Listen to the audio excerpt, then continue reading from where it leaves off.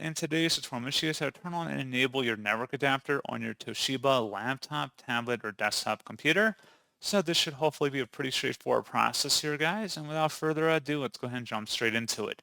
So all you have to do is open up the search menu and type in settings. Best result, you come back with settings, open that up. On the left panel, select network and internet. And then on the right side, select advanced network settings. And then underneath network adapter at the top, select the enable option, give it a moment, and that's all you have to do.